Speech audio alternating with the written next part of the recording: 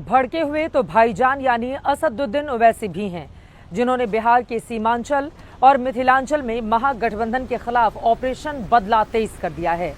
लालू और तेजस्वी से मिले 3 जख्मों का हिसाब चुकता करने के लिए ओवैसी ने भी मुद्दों के 3 हथियार तैयार किए हैं।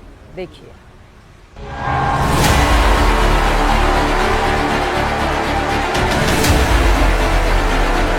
पहले तो 2020 में 4 विधायक तोड़ लिए। दूसरा, इस बार महागठबंधन में एंट्री नहीं दी। राजद का लालू परिवार है, सिर्फ एक ही अपने बेटे में अटका हुआ है, बताओ। तीसरा, मुसलमान को डिप्टी सीएम पोस्ट भी नहीं। और जो 17% अल्पसंख्यक समाज बिहार में है, वो क्या करेगा? गरीबी खाएगा। लालू और तेजस्वी से पुरानी खुन्नस खाए बैठे असदुद्दीन ओवैसी के पास इस चुनाव में आरजेडी से बदला लेने की एक नहीं कई वजह हैं। ओवैसी अब इसी मिशन पर है। अरे मेरे भाई तेजस्वी ने जो लंबी छोड़ी है ना, वो मोदी के कंपटीशन में आ गया झूठ बोलने के। बिहार में ओवैसी ने लिमिटेड दाव खेला है। सिर्फ 32 उम्मीदवार उतारे हैं, वो भी सिर्फ सीमांचल और मिथिलांचल में। ओवैसी का प्लान ये है कि अगर खुद न जीते तो आरजेडी को भी न जीतने देंगे, कांटे बिछा दें। अगर कोई बिहार में कहता है कि अब के बार मल्ला का बेटा डिप्टी चीफ मिनिस्टर होगा, तो मैं पूरे आप तमाम से एक सवाल और एक फिक्र देकर जाना चाहता हूं कि क्या आदम का बेटा मुख्यमंत्री नहीं हो सकता? क्या अब्दुल का बेटा मुख्यमंत्री नहीं हो सकता? ओवैसी पूछ रहे हैं कि मुसलमान को डिप्टी सीएम बनाने की वाकई नियत होती तो आरजेडी पहले ही ऐलान नहीं कर सकती थी, जैसे मुकेश सहनी के नाम पर किया। वक्फ बिल को कूड़ेदान में फेंकने को भी वो मुसलमानों के वोट खींचने का तेजस्वी का सिर्फ जुमला ही बता रहे हैं।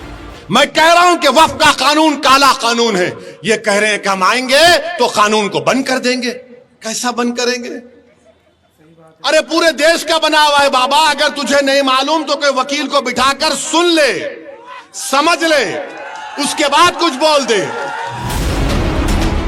हालांकि बीच बीच में ओवैसी बीजेपी और कांग्रेस को भी नाप रहे हैं, पर सुई घूमकर तेजस्वी पर आ जाती है। अगर वो 2 करोड़ 75 लाख लोगों को नौकरी देगा तो कम से कम 25,000 तो देना पड़ेगा। 28,000 करोड़ रुपए। पूरा बिहार सरकार का बजट कितना है? सालाना 2 लाख करोड़ का। ये कहां से लाएंगे बाबा तुम 6 लाख? पैसा तो झाड़ पे नहीं उगता ना। ओवैसी मुसलमानों को आगाह कर रहे हैं कि सरकारी नौकरी के चक्कर में वोट मत देना, जमीन खोखली है। बिहार में मुस्लिमों की आबादी 17.70% है। 47 विधानसभा सीटों पर मुसलमानों का प्रभाव है। AIMIM ने 2020 में सीमांचल में 5 सीटें जीती थी, लेकिन बिहार का मुस्लिम वोटर परंपरागत रूप से आरजेडी के साथ रहा है। मुस्लिम और यादवों के तकरीबन 80% वोट आरजेडी के खाते में पिछली बार भी गए थे, लेकिन इस बार मुस्लिम डिप्टी सीएम प्रोजेक्ट न करने को काफी हवा मिल चुकी है और इतनी ही शिद्दत से ओवैसी भी इसे भुनाकर आरजेडी को दबोचने में लग गए हैं। बिहार में मुस्लिम वोटों पर एक और नेता ने बड़ा दांव लगाया हुआ है और वो हैं प्रशांत किशोर। जनसुराज पहली बार चुनावी मैदान में है। पीके मुकाबले में महागठबंधन को कहीं मान ही नहीं रही। सिर्फ अपनी और एनडीए की वो टक्कर बता रहे हैं, लेकिन सीमांचल में पीके की सीधी टक्कर AIMIM से भी है। ये टक्कर है कि मुस्लिम वोटों का बड़ा वोट कटवा ज्यादा वोट कौन बिटोर पाता है। 30 वर्ष 35 वर्ष से तेजस्वी यादव यहाँ आए थे, क्या बोले? हम भाजपा को हरा देंगे, हम मोदी को हरा देंगे। मेरे भाई, अगर आप हमारे साथ जुड़िएगा तो हम आपको इतना ही कह सकते हैं कि ये जो की हाट की लड़ाई सीमांचल तक जाएगी। ओवैसी जी को हैदराबाद देखना चाहिए और सीमांचल जो है वो सरफराज भाई जैसे नेताओं पर, सीमांचल के बच्चों पर छोड़ देना चाहिए। ओवैसी जी को हैदराबाद देखना चाहिए। प्रशांत किशोर की ये सलाह 2 दिन पहले की है कि सीमांचल के मुसलमान ओवैसी की तरफ ना देखें। जनसुराज के पास भी मुसलमान कैंडिडेट है और ओवैसी को पीके की सलाह थी कि सीमांचल में दाल नहीं गलने वाली, हैदराबाद ही रहो तो अच्छा। ओवैसी जी को हैदराबाद देखना चाहिए। ओवैसी को ये सलाह पीके के अलावा भी कईयों ने दी, लेकिन ओवैसी ताल ठोक कर सीमांचल पहुँचे और कैंपेन शुरू किया। कोई माइका लाल इन सियासी पार्टियों का नेता ये नहीं कह सकता कि असदुद्दीन ओवैसी बिहार को क्यों आ रहा है या सीमांचल को क्यों आ रहा है। हम जब तक अल्लाह हमको जिंदा रखेगा। असल में पीके और ओवैसी की सारी ढकी छिपी तनातनी मुस्लिम वोटों की है। सीमांचल के मुस्लिम वोटरों पर आरजेडी और एआईएम के बाद जनसुराज भी एक बड़ी स्टेक होल्डर है।